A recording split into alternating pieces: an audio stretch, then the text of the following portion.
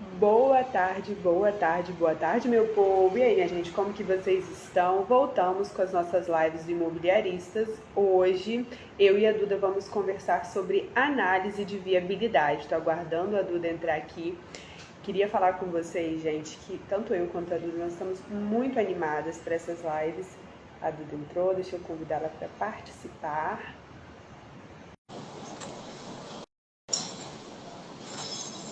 Prontinho, convite feito. Bom Boa dia, tarde, Duda. gente. Bom dia ou boa Bom tarde, dia, né? enfim. Eu ainda não almocei, Hoje então boa bom tarde dia. aqui. Então, estava falando que hoje nós vamos conversar sobre análise de viabilidade. Nós estamos muito animadas, né, com o retorno das lives do Muito animada. Imobiliaristas.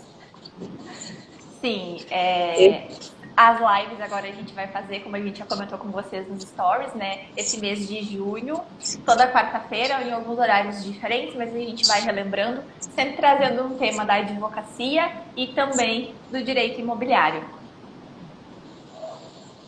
Exatamente. E aí, vamos ter muitas novidades, né, nesse mês. Estamos com Exatamente. uma programação de lives incrível aí para fazer. Pessoal, só Então, para assim, confirmar com vocês, vocês estão escutando e ouvindo a gente bem? Escutando e ouvindo é ótimo, né? Mas vocês estão nos vendo e ouvindo bem? Qualquer bom, para coisa, mim tá tudo certinho. A imagem tá ok, o som também. perfeito. Então, né, vamos Vamos lá, começar a então. falar sobre análise de viabilidade, mas eu acho que antes de falar sobre análise de viabilidade, é interessante a gente conversar um pouquinho sobre o que é um imóvel irregular, né? Porque para falar sobre análise de viabilidade, a gente está falando aí de um imóvel que está em situação irregular. E aí, o que torna um imóvel irregular juridicamente? É bacana a gente lembrar também dessa questão de juridicamente, por quê? Porque aqui a gente está falando de posse e propriedade. Exato. Então, o que vai tornar esse imóvel irregular? É quando a pessoa que está no imóvel, ela não tem a propriedade, né, do imóvel. O que faz com que tenha propriedade? Vou chegar um pouquinho para trás da minha cadeira, porque está cortando minha testa aqui. O que faz com que a pessoa tenha propriedade do imóvel? O registro na matrícula. Exato. E aí acontece muita confusão, né, Duda, nessa situação da propriedade. Muitas pessoas acreditam ter a propriedade do imóvel quando não tem. É comum, né, o cliente chegar dizendo, doutor, olha só, eu tenho aqui, eu sou dono do imóvel. E aí, quando a pessoa vai realmente mandar a documentação, né, para a gente dar uma olhadinha, a gente se depara só com um contrato. E às vezes, até consta ali no contrato qual é o número da matrícula ou da transcrição, que a transcrição é anterior à matrícula, né? Mas aí a gente vai ver, não é nem o nome daquele vendedor que tá nessa matrícula na transcrição. Tá no nome do seu João, que comprou lá em 1900 e bolinha, e aí vendeu pro fulano, depois que vendeu pro Beltrano, até chegar realmente naquela pessoa ali que procurou a gente, né? E como a Rai falou, então, isso acaba sendo diferente, porque a pessoa não vai ter a propriedade, ela vai ter só a posse. E para o pessoal ter uma noçãozinha assim, por exemplo, sem a propriedade, a gente não consegue dar um imóvel em garantia para um financiamento, por exemplo, para uma fiança, de repente. Fiança, claro, né, é uma garantia da pessoa em si, mas via de regra se pede que seja uma pessoa que tenha um imóvel, né? Então, tem essa diferença aí bastante importante. Exatamente. E é importante também a gente lembrar a quantidade de imóveis em situação irregular que tem no nosso país, né? Existe um estudo que fala que mais da metade, mais de 30 milhões de imóveis estão em situação irregular. E a maior parte das pessoas, nós trabalhamos com isso, sabemos, não fazem ideia dessa situação, porque elas acreditam. Na verdade, falta divulgação, não fala em falta conhecimento, falta que as pessoas falem mais sobre essa questão do imóvel irregular. Porque até para quem é advogado, às vezes, fica um pouco confuso, né? E aí, quando o cliente vai nos procurar, ele nos procura falando que, normalmente, por conta de alguma situação que fez com que ele descobrisse que esse imóvel estava irregular, ou então porque ele quer vender o imóvel, alguma coisa do tipo, e aí na hora que a gente vai fazer o levantamento aí dos documentos, percebe que o imóvel está irregular. E é nessa situação, é na análise de viabilidade que a gente vai conseguir identificar se o imóvel é realmente de propriedade daquela pessoa que possui ali, né? Ou se ele está, na verdade, lá registrado em nome de uma outra pessoa, ou se ainda que não existe nenhum tipo de registro, né? Porque nós vamos falar aqui sobre essa situação de não haver nenhum tipo de registro relacionado ao imóvel. Não existe nenhum documento no cartório de registro de imóveis, né? Matrícula ou transcrição. Então, é importante que a gente converse com o cliente sobre isso e sobre a importância da análise de viabilidade, que é esse estudo anterior à definição de qual instrumento a gente vai utilizar para regularizar o imóvel. Exatamente. E eu acho que é bem importante, que nem tu falou, né, Rai? É importante a gente conversar com o cliente. Acho que esse é o primeiro passo antes de qualquer coisa, né? Entender por que o cliente está procurando regularizar esse imóvel. Ele não vai chegar provavelmente falando, olha, doutor, eu quero regularizar o imóvel. Não, ele vai chegar com algum problema, com alguma situação, ou alguém falou para ele, ou ele conversou com algum vizinho, viu que aquele vizinho fez, por exemplo, o mal uso capião, ou enfim, ele vai chegar com alguma situação e é importante a gente conversar com o cliente para entender o que ele pretende, né? Porque muitas vezes ele chega, porque o meu vizinho fez tal situação e deu certo.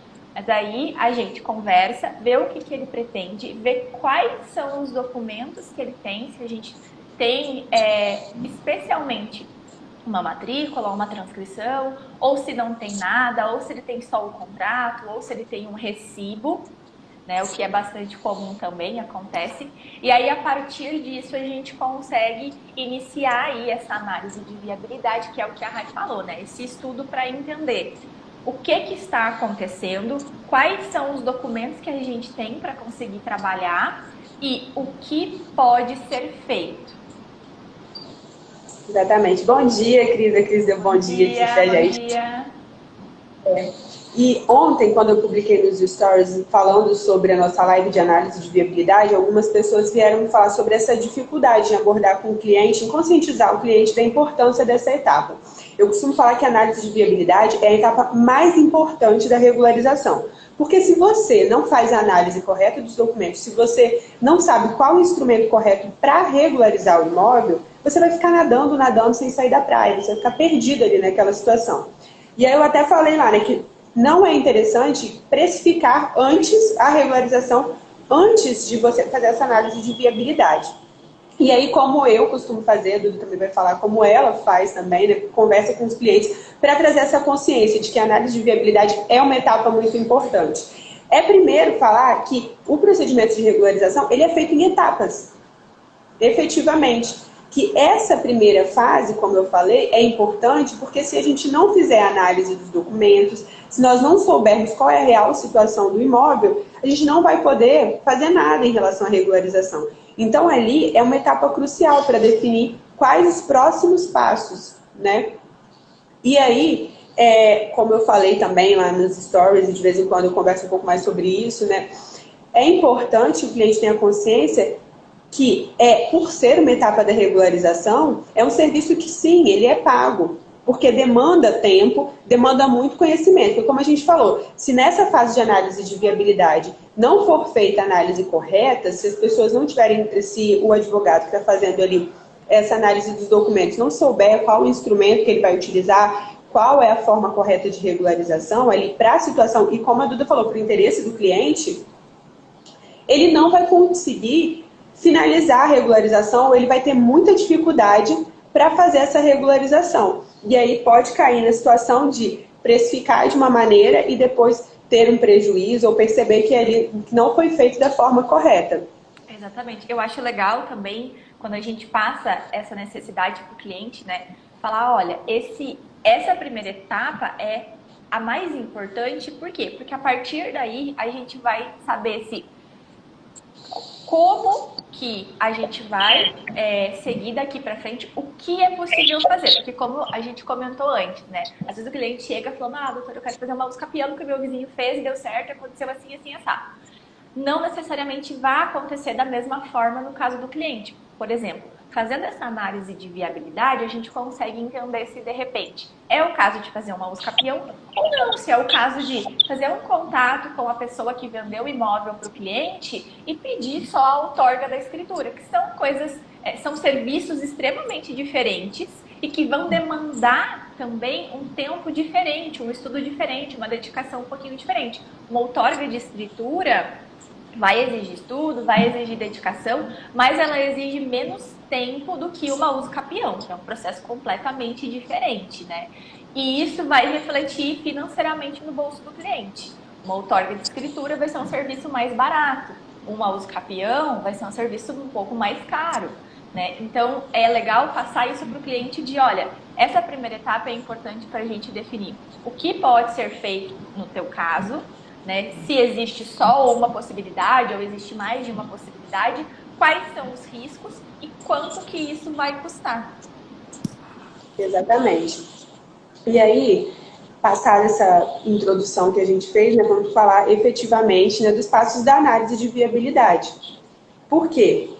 É também muito importante saber o que precisa ser feito na análise de viabilidade para você não deixar passar nenhuma situação que possa gerar aí, né, depois algum problema na regularização. Então, a gente vai fazer um pente fino mesmo na análise de viabilidade para saber exatamente qual é a situação do imóvel. E quando a gente fala disso, né, de passar esse pente fino, a gente não pode esquecer nunca, absolutamente nunca, da matrícula do imóvel, né, de fazer a análise da matrícula.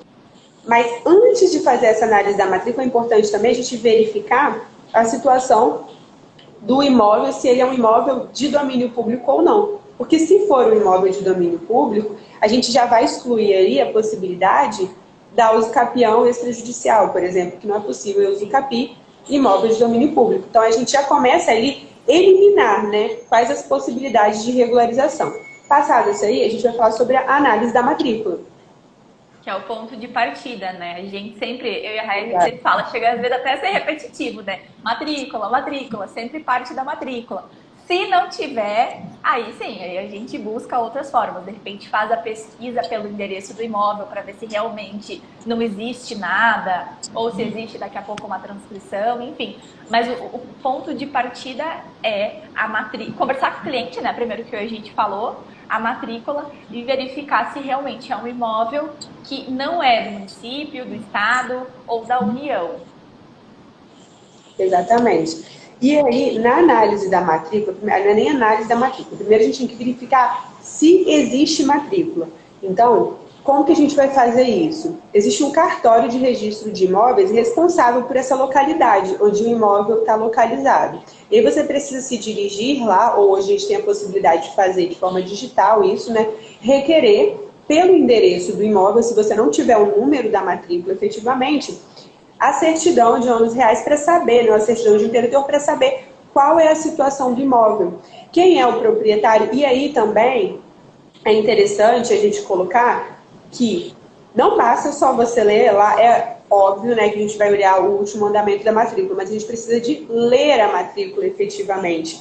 Por quê? Porque a descrição do imóvel vai bater com a descrição, com o imóvel que existe efetivamente ali naquele lugar, não foi feito nenhum tipo de obra, então a gente precisa ler a matrícula por completo, verificar, né, quem é o último proprietário ali, se esse proprietário é a pessoa que te procurou, né, para fazer essa análise de viabilidade com a finalidade de regularizar o imóvel, ou se não, não é essa pessoa. Porque se for, né, ou a Duda falou aí sobre a situação da outorga, da escritura, né, que é muito comum que quando a pessoa compra imóvel financiado, compra imóvel com uma construtora, ao finalizar, né, o pagamento desse financiamento, ela vai precisar fazer a escritura definitiva. E acontece muitas vezes de não encontrar ou a pessoa que vendeu, ou no caso de uma construtora, né, não encontrar a construtora, já não existir, ter falido, ter algum problema, e aí ter dificuldade para fazer, né, essa escritura definitiva de compra e venda. E aí, nessa situação, como que vai ser? A gente já começa aí, na análise da matrícula, a eliminar as possibilidades e vislumbrar também, né, o que a gente vai poder fazer ali na situação, né, com o imóvel, desculpa.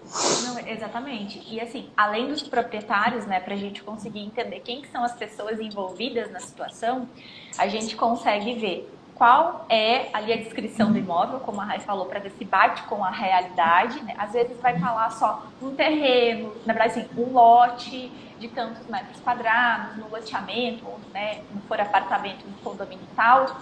E aí não vai ter, quando for um lote ou um terreno, né, urbano ou rural, a averbação de uma construção. Então a gente olha ali na matrícula, é só um pedaço de terra. Mas, olhando o imóvel, né, a olho nu, assim, a gente vai ver lá que tem um galpão construído, ou que tem uma casa de 2 pisos, ou que tem um prédio, de repente. Então, aí a gente já consegue ligar as anteninhas e perceber que tem mais um ponto para ser regularizado, que é a averbação da construção. E eu acho que o mais importante da descrição do imóvel é saber se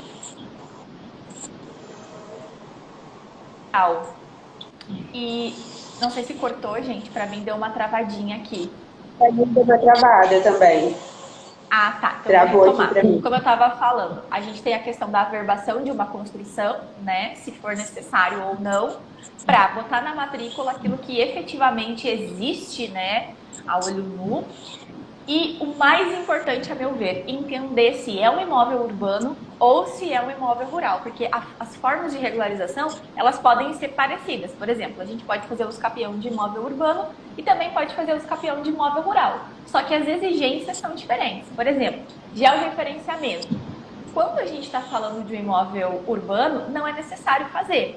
Mas, no imóvel rural, é obrigatório fazer o georreferenciamento da área. E isso tem um custo diferente no final, né? Não só falando de honorários, mas também de planta, memorial descritivo, os custos de tabelionato, de registro de imóveis, e no caso do imóvel rural, a gente vai ter mais aí esse custo de georreferenciamento da área. Exatamente. Então, essa primeira análise aí, a análise da matrícula, é fundamental. A gente não vai poder deixar de fazer. Um outro passo muito importante também é verificar a inscrição do imóvel, verificar se esse imóvel ele tem inscrição junto à prefeitura, né? Se existe ali o pagamento de IPTU, se a construção está de acordo com o que está averbado lá na prefeitura, com os documentos que constam na prefeitura. Por quê? Porque se existir também aí alguma inconsistência entre as informações que constam na prefeitura e a situação real, a gente também está falando de um imóvel que está em situação irregular. A irregularidade, ela não é necessariamente, né, Rai, uma coisa assim gigantesca, de não estar no nome da pessoa, ou de não ter um prédio, uma casa, enfim, né, constando na matrícula. Mas ela pode ser também de constar ali na matrícula um número diferente do cadastro de contribuinte na prefeitura, como a Rai falou, e até mesmo no INCRA, né? Porque quando a gente fala de imóvel rural, vai constar na matrícula o número de identificação no INCRA. Às vezes a pessoa acaba esquecendo de fazer o pagamento do imposto do imóvel rural, que é o ITR. Então precisa fazer essa regularização, porque quando for vender, né, ou enfim, se precisar ofertar o imóvel como forma de garantia, enfim, vai ser necessário estar com isso regularizado, tudo redondinho. Exatamente. E são dois, como a Duda tinha falado antes, né, em relação ao imóvel urbano e imóvel rural, a gente tem que prestar muita atenção nisso, porque se a gente identifica que é um imóvel rural, como a Duda falou, a verificação vai ser feita junto ao INCRA. Se a gente está falando de um imóvel urbano, a gente vai fazer a verificação da situação da inscrição imobiliária, dos impostos, junto à prefeitura. Então, assim, aos poucos a gente vai percebendo que a análise de viabilidade ela vai desenhando e vai levando a gente para o caminho, né, do que a gente vai precisar fazer para regularizar. E aí, em relação à regularização, a gente pensa sempre em uso capião, como você falou, né, em formas de regularização que são muito grandes. E o imóvel, para ele passar a estar irregular, é por um detalhe. Às vezes, né, a gente fala sobre a averbação da situação, averbação de casamento, averbação do Estado Civil. Estado Civil, isso.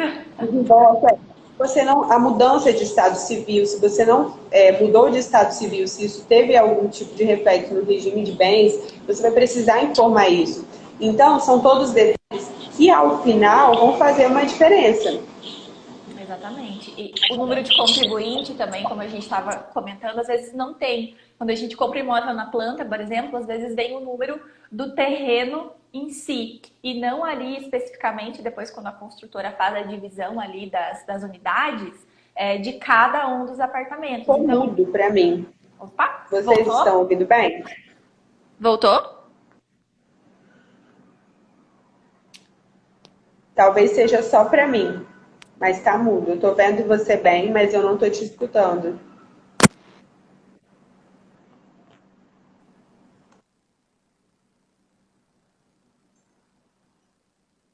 Não, eu acho que é alguma coisa do meu telefone, então. Porque entrou uma ligação aqui e aí. Ah, então o problema é o meu telefone. É o meu celular que não tá. É, porque as pessoas estão falando aqui